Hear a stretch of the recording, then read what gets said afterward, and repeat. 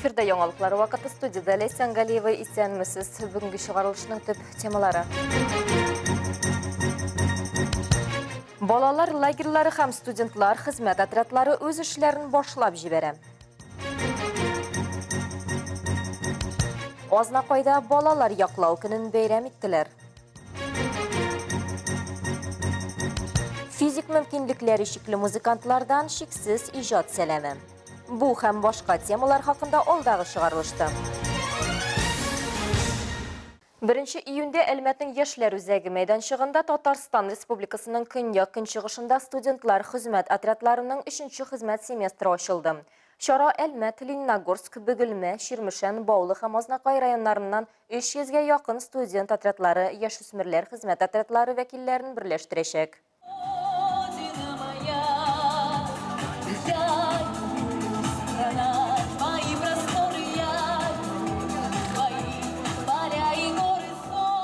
Икемендә 23 елда Әлмәт шәһәрендә студентлар хезмәт отрядының көньяк көнчыгыш зона үзәген ачу турында карар кабул ителде. Үзәкнең өстенлекле юнәлешләренең берсе мәктәп укучыларын, яшүсмерләрне хезмәт отрядлары составында эшкә урнаштыру.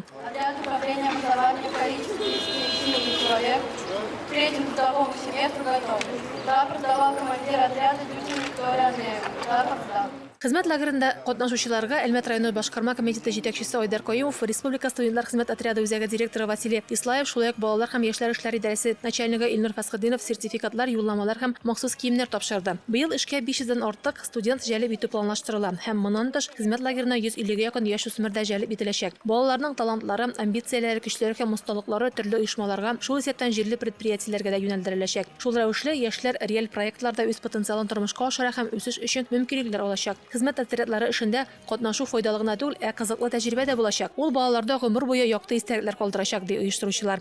В прошлом году студенты Альметьевского профессионального колледжа вступили в ряды стройотрядов.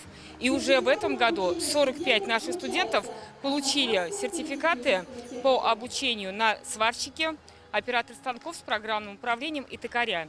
И эти ребята будут трудоустроены на летний период у нас в наши городские предприятия.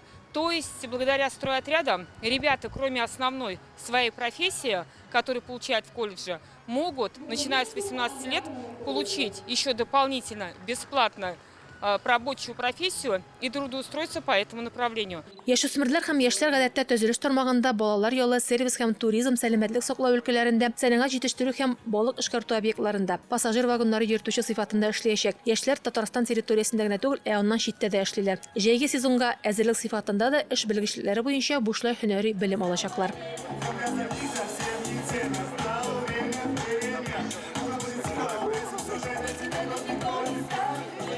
Рәдифә Нугманова, Милена Валиева, Дамир Курбанов, яңалыклар вакыты, Луч, Әлмәт телекомпаниясе. Ямле җәй айлары балалар өчен аерым бер дөнья. Эш ай дәвамында уку турында уйлыйсы, эшләр эшлисе юк. Күбәеп киткән вакытны күпчелек балалар җәйге лагерьләрдә уздыра. Кичә илебез буенча күп кенә сменалар башланып китте.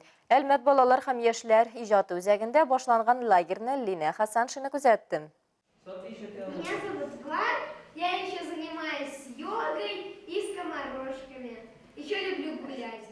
Үч атнага иҗат дөньясына чуму яңа дуслар табу әлбәттә лагерь сүзен ишетүгә иң беренчеләрдән булып күз алдына килеп баса. Калабызның балалар һәм яшүсмерләр иҗаты үзәгендә оештырылган лагерь 150 баладан тора. Ул милли мәдәниятләр һәм гореф-гадәтләр елына багышланган. Смена деревня Июнька исемен йөртә. Весь быт, все традиции в нынешнее время сохраняются именно в деревнях, и поэтому мы решили, что пусть наша профильная смена будет такой деревней, которая собрала в себе все традиции, все культуры, какие-то национальные игры и, конечно же, июнька, потому что лагерь проходит в месяце июня.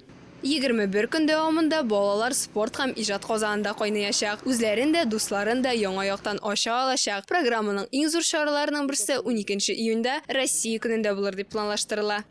Дети с нетерпением ждут каникул. Для них это счастливая пора. И с наступлением каникул у нас есть прекрасная возможность пригласить их в наш пришкольный лагерь, куда они с удовольствием приходят. Многие уже поколению приходят до 14 лет, то есть с самого младшего возраста. И целый месяц они будут здесь находиться, воплощать какие-то творческие затеи. То есть очень много всего интересного. Her yılны җәйнең беренче көнендә матур һәм халыкара дәрәҗәдәге бәйрәм уза. Ул балаларны яклау көне. Бу уңайдан Азнакайда күп төрле чаралар узды. Балачак бәйрәме хакында махсус хәбәрчебез Эльмира Шарифуллинаның сюжетында.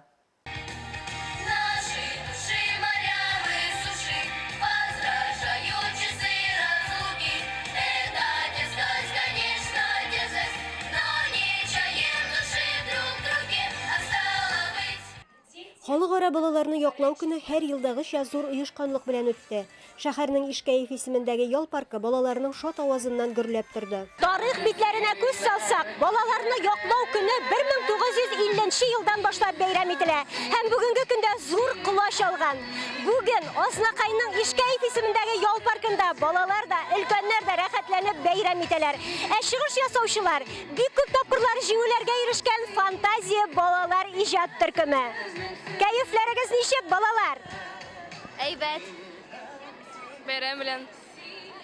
С праздником! Тантананы район башлыгы Марсель Шайдуллин ачып, балаларны бәйрәм белән котлады. Төрле бәйгеләрдә җиңүче балаларга рәхмәт хатлары, бүләкләр тапшырды. Бәйрәмдә шулай ук районның яшь гражданнарына тантаналы ноталар астында мөһим документ Россия гражданины паспорты тапшырылды. Минем 3 балам бар. Менә бәләкәшемне.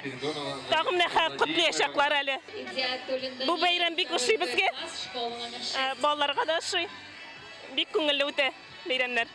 Бүгенге матур көндә халыкара балаларны яклау көндә чын күңелдән балаларыбызга бәхетле киләчәк, бәхетле балачак телим. Искиткеч матур чара, искиткеч матур бәйрәм. Балалар шушлай шат елмаюлары балалар йөзеннән китмәсен иде. Шәһәребезнең һәрбер мәктәпләрендә лагерьлар ачылып китте.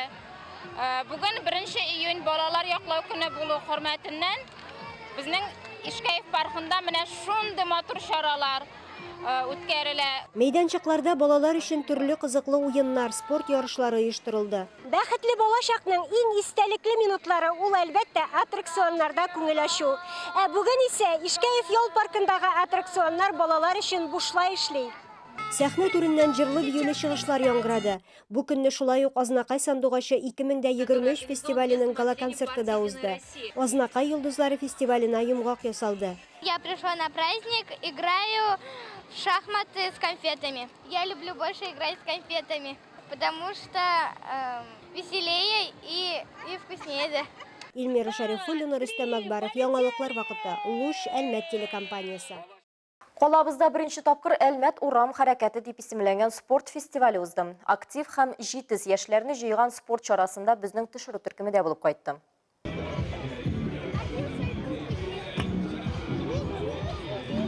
Риза Фахретдин исемендәге мәгърифәтчелек бульвары шәһәр күләм спорт фестивале мәйданчыгына үрелде. Беренче шәһәр күләм спорт фестивале балаларны яклау көненә багышлап узды.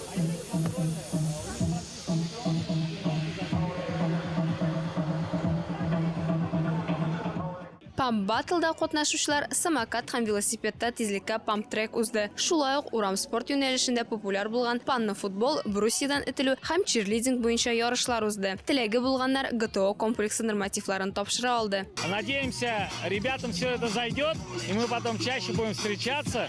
Вот.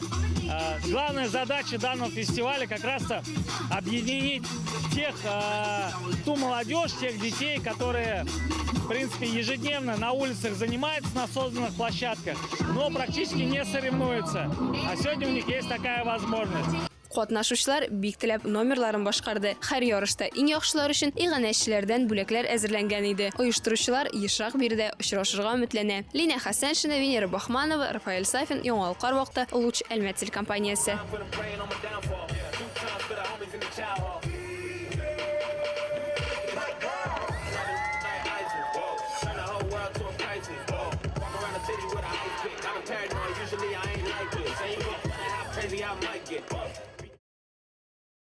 Нефтче мәдәният йортында сәламәтлек мөмкинлекләре шикләнгән музыкантлар тамашачыларга шиксез иҗат мөмкинлекләре хакында бәян итте. Биредә музыкаль Европа буйлап сәяхәт концерт әңгәмәсе узды.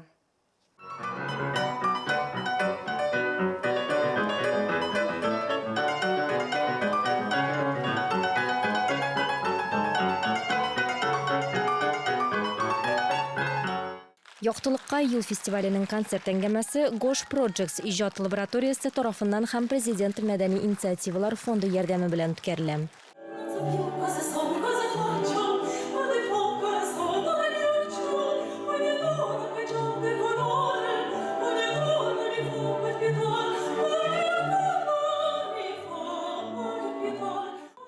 Әлеге фестиваль физик чикләүләре булган илнең профессиональ музыкантларын иҗади тормышка ашыруга юнәлдерелгән. Бу музыкаль проектның идея авторы һәм алып баручысы күрми торган пианистка, сәнгать белеме докторы Юлия Монастыршина. Схватка с судьбой. Глохнущий Бетховен всегда сражался с судьбой. И его великая фраза «Я схвачу судьбу за глотку». Под знаком этой идеи проходит вся бетховиана. Кичә классик музыка белән бәйле тематика буенча мәгърифәтчелек әңгәмәсе форматында узды. Концерт әңгәмә композиторлар тормышыннан кызыклы фактларга, музыкаль әсәрләр иҗат итү тарихына һәм аларда яшеренгән серләргә бай булды.